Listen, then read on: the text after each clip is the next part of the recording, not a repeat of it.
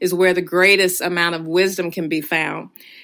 Oftentimes, when you ask the question, you are a person who is ready to listen. You've already humbled yourself. And when you can humble yourself, you can actually learn a lot more. When I was in grad school, one of my jobs, I was in management, retail management at a shoe store. And it was a great job. I learned a lot about, management skills. Sometimes I was a part of actually interviewing candidates to be hired at the store. And a lot of the things that we learned related to the fact that most HR people look for folks who are willing to listen, who can, basically be a sponge and absorb the teachings and the methodology for that particular role, for that particular company. And people who come in as know-it-alls tend to be least favored when it comes time to hire someone because they are not as teachable. Even though they may have a wealth of experience and knowledge, if they aren't able to silence that just for a moment to get training for that particular company, for that particular position, oftentimes companies will just avoid hiring that type of person. So more so than having great academic credentials, sometimes with certain jobs, certain companies, it's not enough. There is a topic that we're talking about at a college. I teach a course in ethics, which still falls under the umbrella of philosophy. At most colleges, it does anyway. And one of the topics we were dealing with is ageism, and whether or not people are discriminated against when it comes time for them to apply for jobs and to be interviewed, if they're discriminated against because of age. People were trying to argue the point that a lot of companies will hire younger college students because they are a lot more eager and they are going to be, I guess, more thirsty, if you will, to gain the work experience. And one of the things that a lot of the people in the group were bringing up in our group discussion is something that I witnessed working in broadcasting. When I was working in broadcasting, a great job. It was awesome. But a lot of the top producers, a lot of those who were like in, management, some of the VPs and all of that stuff, a lot of those people did not have college degrees. They were very wealthy in experience, but they were not wealthy in terms of traditional classroom, learning. So most of what they learned was by way of experience and, of course, being exposed to other jobs similar to that particular field that were not as strict about having a college degree. And I mentioned that to students because something a mentor told me, and I really saw what this mentor meant when I started working in broadcasting. Some people feel because they have a degree, that gives them leverage over a lot of people. And what happens is they go to the interview, like I mentioned about my retail experience, and they go to the interview as a know-it-all. And they're putting their credentials, especially their academic credentials, before their work experience. So when they're in the interview, they're trying to sell you on their academic credentials. They're trying to sell you on the fact that they have 3 degrees and blah, blah, blah. And something that someone told me was a mentor, they said a lot of times the person who could be interviewing you, they may not even have a degree. So if you are going to go on and on and on about your academic credentials, but you don't say anything about character, you don't say anything about work ethic, you may have an abundance of, classroom education, which is awesome. But when you go to an interview, that may not be the most important thing that interviewer is looking for. And it's not because they're intimidated if they don't have the degree. It's the fact that companies don't want you to just sell your credentials, because we all know that most of us, we've gone to college. Just think about, we went through all those years of, schooling before we got to college, from high school, middle school. Most of that stuff, we don't just remember it all. So people want to know what beyond what you have on paper, what can you really bring to the table? Are you ethical? Are you reliable? Will this be an opportunity that I regret offering you after, the first 2 weeks of your employment? Because a lot of people, they talk about, Christmas gifts. They're wrapped so pretty. The resume is the beautiful wrapping. It looks so great. It's so appealing. It sells you well.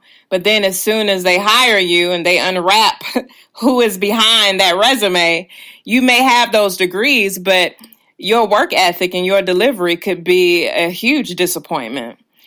I shared earlier about my experiences as a student, especially from my undergrad days when I would struggle with some of my classes. And, thankfully I graduated and all that great stuff. But then the time came where I wanted to look into going to grad school. So when I looked into going to grad school, I read over, the application requirements and all the different things that they look for. And one of the things, I'm still not a fan of standardized tests. That's just, I really am not a fan of a test you can't really study for. That's just me. And even still to this day, I'm still the same way. So that hasn't changed. But I had to take a standardized test, which is, the GRE for grad school. And on top of that, though, before I was even thinking about the test part, I was looking at the GPA requirement from undergrad. And I was like, man, they really was looking for, on paper, they were looking for somebody with over a 3.0 GPA at the time. I don't know what the requirements are now. And let me just say, I didn't even have a 3.0 GPA. So I was nowhere near close to what they were looking for on paper. And I remember I called the guy who was over the graduate department, for philosophy at Georgia State. He isn't working there now. He's since retired, and I actually teach from one of his textbooks, so that's pretty ironic. But I called him and I said, look, I'm really thinking about enrolling or trying to enroll into grad school. I was reading the requirements, though, and I'm not the greatest test taker. But even before I even get to the test part, I see the GPA requirement. Clearly, I graduated from undergrad, but I do not have a GPA above 3.0. And he said to me, well, it's only $25 or whatever the cost was at the time. It was either 25 or 50. Honestly, I can't remember. But he said, so just apply. And he also went on to tell me something else that I'll never forget, and it ties into this discussion for today. He said one thing about it. He said a lot of times the students who have the high GPAs, again, those know-it-alls, and not everyone who has a high GPA comes across as a know-it-all, so I want to clarify that. But a lot of people who do have those great academic credentials, they do come across as know-it-alls. And he said what happens, they do come across as know-it-alls. And he said a lot of times those are students who we reject. And they write us back. Sometimes he said they call us back, and boy, they call us everything but the name our mom and dad gave us because they just know. I mean, what are you talking about? I'm this, that, and I graduated with this honor and blah, blah, blah. What do you mean you're not accepting me? And he said, but students like yourself, the ones who really show that they want it, and also the ones that can have teachers to back them. That was something else I had to do. I had to have letters of reference and letters of recommendation. He said that more so than their grades and their transcript, how well they do on the GRE, that says a lot more than anything else. And I still, got off the phone with him. I felt encouraged. I felt hopeful. But again, I still know what they have on paper. And I still know the reality of my situation. I know I didn't have the highest GPA. I know I'm not the greatest test taker, but I just moved forward anyway. And I really was preparing to not be accepted. I signed up for the GRE. I took the test. I didn't do that great on it. And I filled out, the application for grad school. I did get all of my letters of recommendation together, like he said. I also had to do a essay on why they should consider me. And in the essay, I pretty much just said everything I said to you all. I said, look, I'm not the best student. I'm not the best test taker, but I do have a lot of passion for the subject because I really fell in love with philosophy in undergrad. And my words in that essay, coupled with those professors at Georgia State who were strongly supportive and telling this guy, accept her, she'll be worth it. It ended up being a win for me in the end. And it also ended up being a lesson for me to realize that my worth is not limited to a GPA. My worth is not limited to rules and requirements written on paper. Just because it's on paper, it doesn't mean that things cannot be changed on your behalf, because I'm a living witness of that. And like he said, there are things they prefer, so they have to put certain rules and requirements in writing. But just because it's in writing doesn't mean that you are still limited to that. Somebody can see something in you that will encourage them to say, look, I know it says that we require this, but it's something about this person. No, they're not the best test taker. No, they don't have a crazy GPA over 3.0, close to 4.0. But there's a passion and there's an ethic about this person that stands out. And I want this person to have this opportunity for that reason alone. So your knowledge, your learning, no, it is a work in progress every single day. When you are in the grocery store, there's an opportunity to learn. When you are just watching television, sometimes there is another opportunity to learn. And even if you embrace going to college and you graduate, you will quickly learn that there is still so much to learn.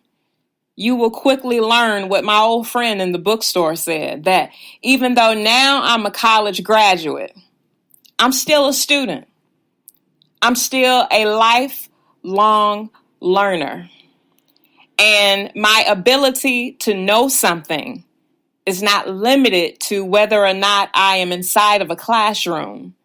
My credibility is not limited to whether or not I can gain multiple college degrees. But because I am a seeker of information on my own and through my own efforts, I will forever be a student. And I will ask questions like Socrates. And by asking the questions, I immediately present myself as humble so I can learn.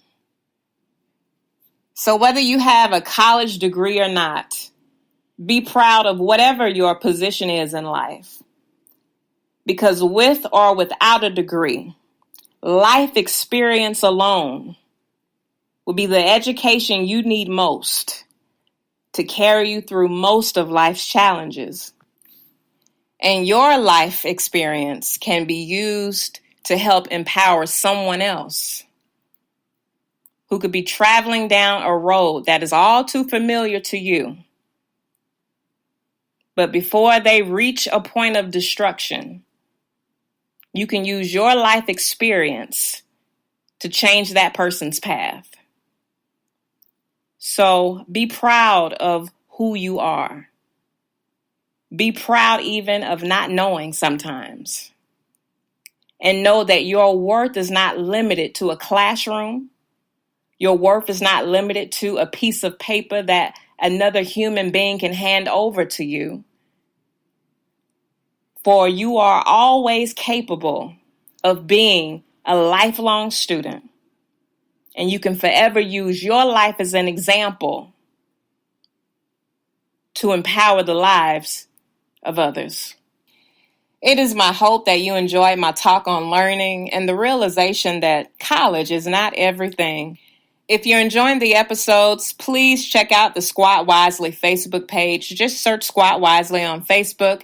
Give our Facebook page a like. You can also subscribe to the podcast by searching Squat Wisely on iTunes, Stitcher, and iHeartRadio. You can also offer us a review. I don't care if it's a positive review, if it's a negative review. Give us a review. If you listen through iTunes, you can leave a review there. I believe you can also leave a review through Stitcher as well. But please feel free to let us know how you feel about the episodes. I love the feedback, good, bad, or indifferent. So I welcome